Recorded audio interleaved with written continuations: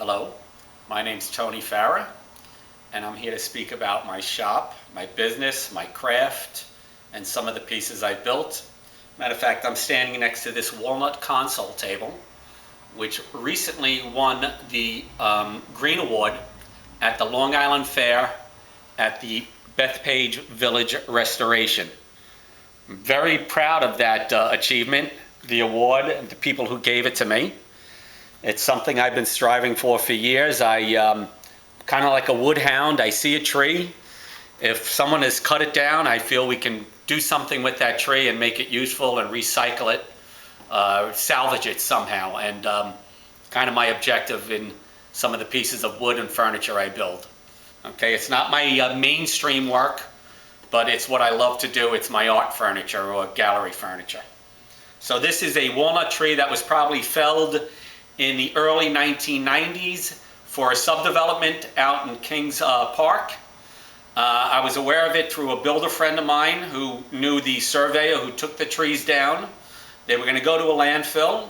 I made the proper contacts and was able to take some of these logs, either mill them in half at the job site and then truck them back to my house, where we continue to saw them with a Alaskan sawmill, which is a chainsaw running on the flat with some red rollers to adjust to cut the thickness slab we're looking to get out of the pieces of wood. So this piece was probably milled at 2 inches thick, 2 1/4 thick, and allowed to dry for anywhere from 2 to 5 years really before I could touch it. The moisture content's got to be below 10% at least. And typically a green tree is around 30 to 40% moisture. So it takes some time, unless you have a kiln and mechanically dry the wood that way. The walnut is on the top, yes? Yes, this is a walnut top and a red oak base. Okay. All recycled, reclaimed, or salvaged wood. Trees I've had milled, dried, and have put into these pieces of furniture. It's beautiful. How did you start with this piece?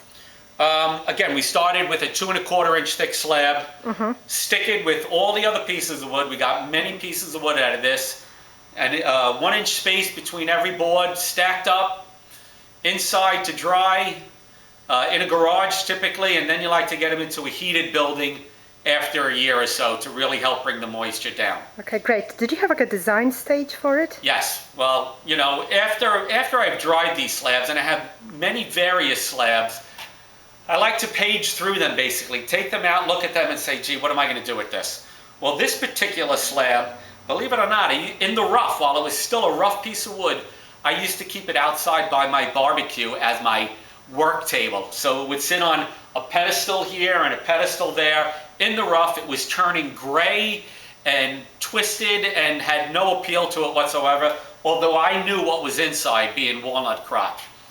So at one point I says, you know, I'm going to design something for that. I took a sketch. I started sketching a table like this. I found it very appealing, and I decided that's what I'm going to do. I'm going to build this table using this walnut slab. Oh, wonderful. So my first step was to actually surface or dress this slab to a finished thickness that I like, get any twist or bows out of it. And I do it the old school way with a router with an XY point. The router is just passing back and forth with the surfacing bit this way, back and forth, taking off an 1/8 inch at a time until I'm fully buried into the piece of wood with the router bit. Turn it over and do the same thing again to the other side, which takes me, on a piece this size, probably a half a day just to get it flattened. Wow.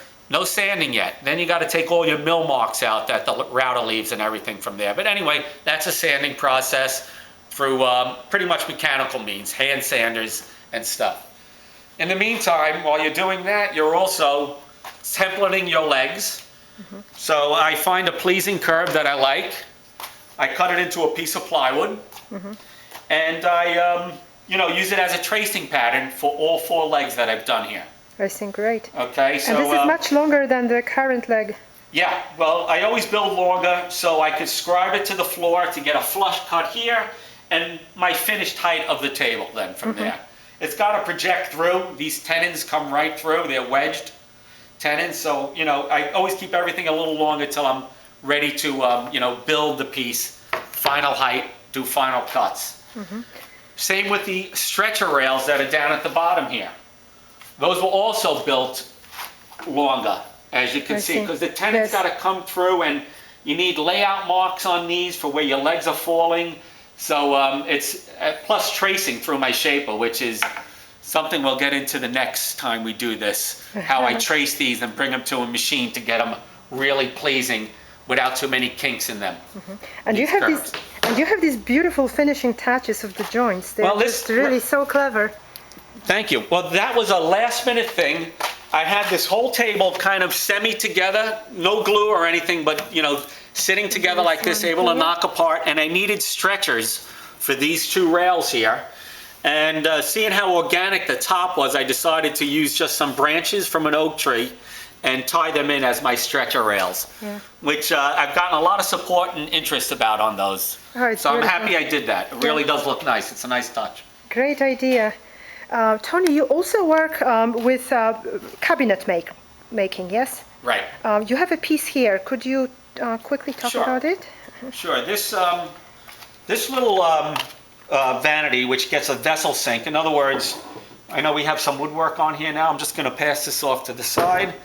There's a nice sleek ceramic bowl that's going to sit right in here, and the water, the faucet's going to be right over the top. And they're somewhat common now today, vessel sinks, like old style from years ago. And this piece is made from reclaimed timbers from the Levittown roller rink. It's Doug fir. I've milled them down to the dimensions I need.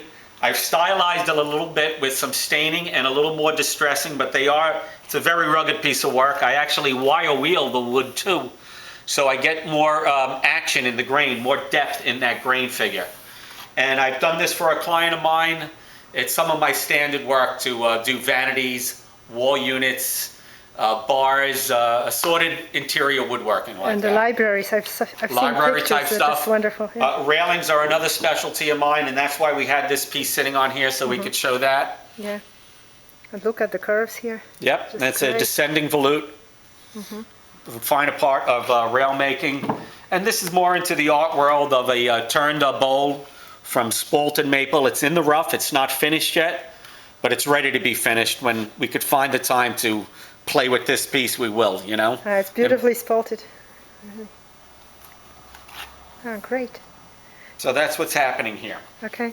Tony, thank you so very, very much. I also want to point out some of these other pieces of wood we have laying through the shop over here, which is, as a woodworker, you see something, you kind of want to hold on to it because you know down the road, a job, a client, somebody's going to be interested in that piece of wood if you have the right talents to design a good piece. So there's beauty here. Yeah, we have some Brazilian rosewood here with a live edge. That's this outside edge here. Consider it a live edge when you have the natural edge of the tree still into the piece. Very evident because the sapwood to heartwood. That's what causes this contrast or transition there. Babinga, a lot of homegrown wood over here too. This is a local maple. It's an attractive piece of wood. There's a job out there waiting for this piece of wood somewhere. Great.